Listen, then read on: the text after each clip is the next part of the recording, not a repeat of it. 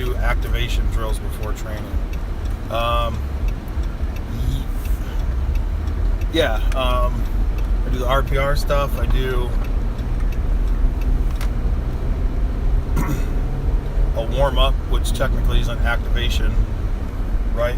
So maybe not in the sense that is I guess popular now, but yeah, so like basically whatever muscle groups I'm going to train, I do some warm-up sets to push blood and wake them up. And if we're going to say activation, could we even consider like rolling out, because there's a neural response to that. So yeah, I do activation stuff before I train. Usually I like to do something with the tissue, RPR work, or roll out. Ex-wife, actually got a new ex-wife coming, custom, so excited to get that, put that to use, get back on that again, and then just get the muscle groups going that we're going to train. For on a bench day, it might be push-ups in a rack, 3x20, supersetted with some triceps, 3x20, or something for upper back. And then lower bodies, usually my go-to is 2-3 sets of reverse hyper, usually around 20 reps, something lighter. But yeah, just get some muscle. I mean, that's activation, right? We used to do activation 20 years ago. It was called the fucking warm-up. So yeah, do that in there.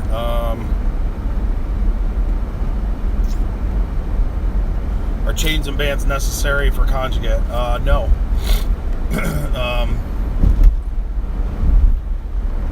Conjugate's training multiple trades throughout your week. Do the bands and chains help? Absolutely. They help a lot. If you're not using them and then you start putting them in correctly, you're probably going to see a pretty decent bump in your training. So they're not necessary, but if you can put them in there, it definitely helps.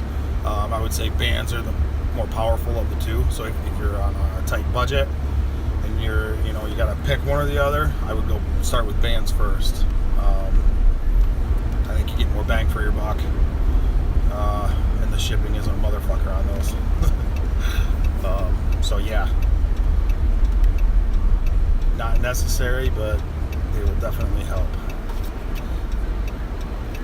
Lagging bench. What do you do for a lagging bench? And they said, I'm just generally a weak motherfucker or something like that. It really depends. It's hard to say for sure, because I don't know what you've been doing, what you're doing now, where you're at.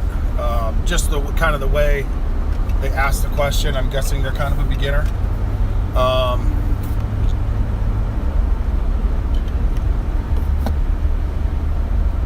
So, I don't know, do something that you're not. If you don't do speed work, add in some speed work. If you don't do bands or chains, add in bands or chains. Do it for a couple months and see what happens, see how it affects you. Do extra rep work after your speed work if you're not doing that. Add some volume in before you train. One of the things that worked really well years back, gave me a huge push in my bench, was 4 sets of 15 close grip with 30% of your max every day when you walk in the gym. So it's 4 times a week. Just do that. Do it as part of your warm-up. Don't do more than 30%. Because I had training partners that weren't as strong a bencher as I was at the time, and they would come in and, like, instead of taking the weight off or whatever, it was too heavy, so they were doing the weight that I was doing for this, and they didn't get the bump, so they kind of overtrained themselves. So stick with 30%. It's just like a little pump, but over time it adds up. Do the same with dumbbells. Start out with 10% of your max, do 4 sets of 15, 20, before your lift every day. So if I'm a 400-pound bencher, I'll grab 40-pound dumbbells, knock out some reps, get a little pump, and that's always worked pretty well when I've had people do it. So do something you're not, add something in, see how it works, and then kind of go from there. Without knowing exactly what you're doing now, it's hard to say for sure. And be patient. This shit takes a long time, unfortunately.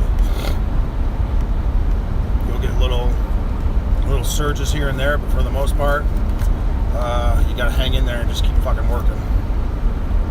Not what you want to hear, but that's the way it is.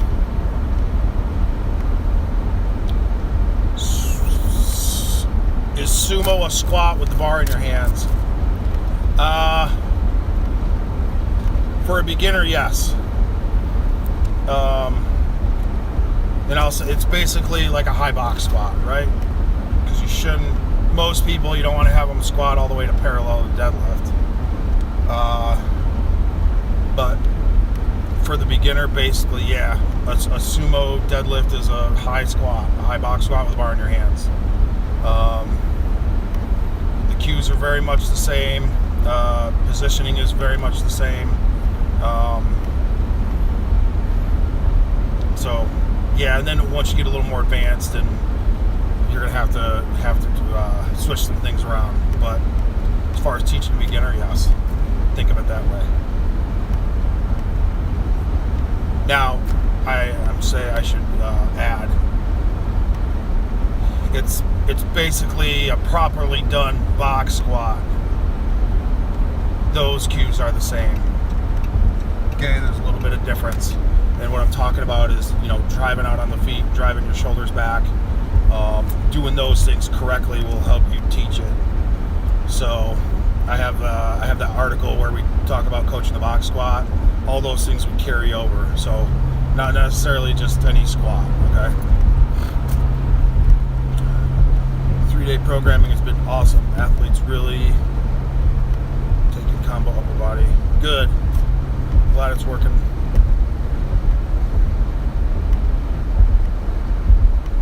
Yep. Hey, you need a picture on your account. No one knows who you are.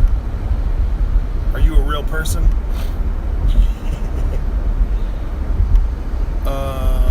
Okay. How do you politely tell sport coaches to stay in their lane? I don't fucking know. I'm probably the wrong person to ask. I don't know. Every fucking coach is different. Most coaches are I think in general, most sport coaches are pretty good, about the strength coach, but we get caught up on the 5%, right, or the 10% that really piss us off, which is just like anything else. Get around a group of strength coaches, what do they talk about? They talk about shitty sport coaches that piss them off. They talk about the 10% of the athletes that are a pain in their ass. Like, we like to complain in general, you know what I mean? So, but every coach is going to be different. You're dealing with so much. There's so many things you're dealing with, like their past experiences with a strength coach. Like I had a sport coach who had a fucking hard-on for her old strength coach at the last school she was at. Like, just wouldn't stop talking about him, and even asked me to go watch some of his stuff. So I did, and it was fucking horrible. So you have all sorts of weird shit. You have coach's ego, which is a lot of the time, and not, we got fucking egos too. If you didn't, people say they don't have an ego are full of shit. If you don't have an ego, you wouldn't be a coach. So don't tell me you don't have a fucking ego. But you got to deal with their ego, so there's no fucking answer on how to handle it. Do the best you can to communicate. Be gentle. Don't go in guns blazing. For the most part, I don't think that's a good idea. I don't think that works with many people. You know, if they like to micromanage, maybe lay out right from the get-go. I don't know, like that's not part of your policy. It's not part of the school policy. Or maybe give them things to do so they're not fucking shit up, but they still feel important. You know, we'll treat them like a little kid. Like, hey Johnny, you know, little Johnny wants to help mom make a cake, but you know he's gonna get flour all over the kitchen, so you ask him to put the silverware away, and it makes him feel special. You may have to do the same thing with your sport coach. It's amazing how many, and the same with your athletes, right? How many little kid fucking management tactics work. So I don't fucking know, to wrap that fucking rambling up.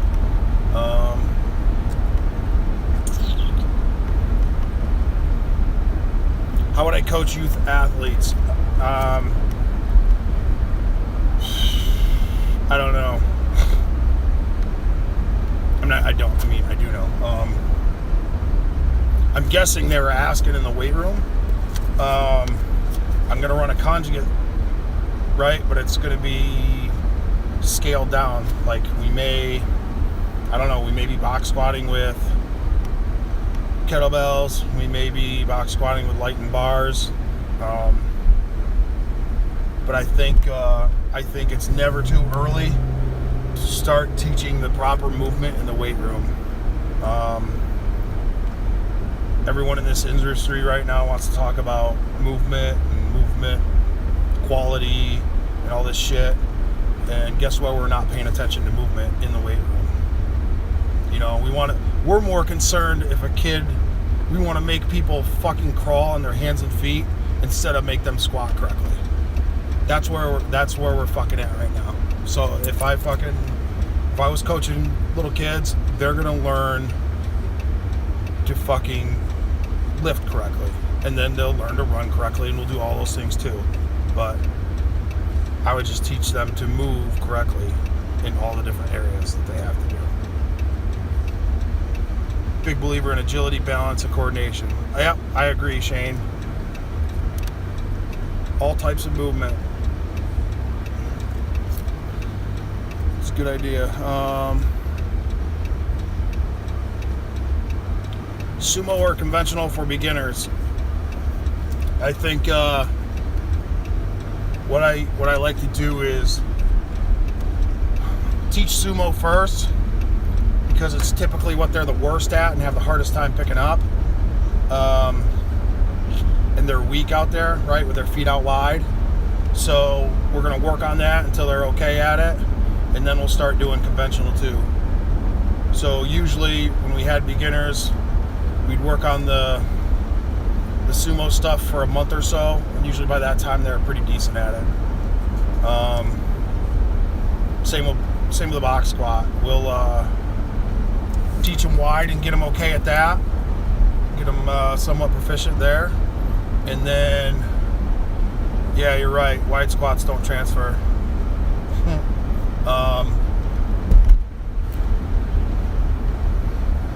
You made me lose my fucking train of thought. Yeah, so we'll teach the wide, get them somewhat good at that, and then start switching their stance up.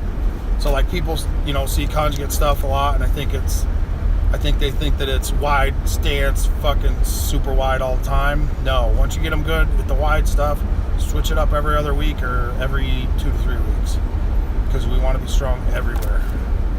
So my answer is usually sumo with beginners in the beginning, and then once they're good, we switch it up all the time. Stretching in general, if it makes you feel better, do it. I think everybody's different.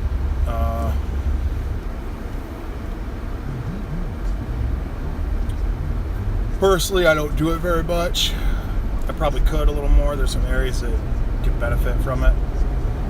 It's probably gotten, I think that's one of the things the pendulum swung a little too far on lately. It's probably not real popular right now. Static stretching is evil, right? I don't think that. I think there's a place for it. But at the same time, I hate I hate when people do mobility just for the sake of doing mobility. You know, if your fucking athletes can hit optimal positions for their sport, you don't have to do 20 minutes of fucking mobility for them. And I'm going to say a large percentage of the athletes that have mobility issues, the mobility issue is there because they're fucking weak. Like, the body can't hit a position because it's fucking too weak to fucking get there and operate there. Every once in a while you get a kid who's an outlier, just wound up like a fucking piano string, but for the most of the time, if you just get them stronger, like put a correct training program in place, you don't need to spend you don't need to put a large emphasis on mobility in their training. You can spend your time on other shit that makes more of a difference in their performance. Everybody wants to talk about fucking mobility for days and days, but can't fucking teach a goddamn squat. So there's that. Warm up for squats and deadlifts. I squat and deadlift. Start with a bar. No. But like I said before, I like to try to get the tissue moving better. So roll it out, dig into pecs and shoulders with a softball, RPR every day before I train. Ex-wife is a big one. I like that. So get the tissue moving. Then I'm going to push blood to the specific areas that I'm going to train. And then start with the movement. Start with the bar and work your way up. And that's your warm-up. Ever dropped... I'm at the gym and I'm going to have to start eating here, so...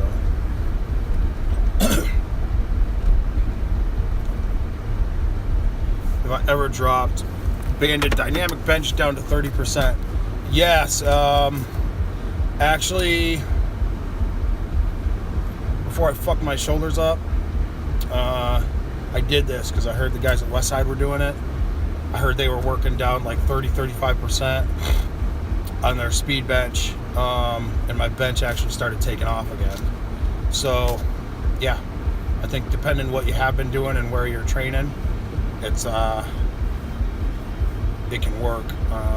If you have athletes and they're getting to the point in the season where they need to be faster and more explosive, I think it makes sense to drop your bar weight down so you can be more explosive. So yeah, there's a time and a place for it.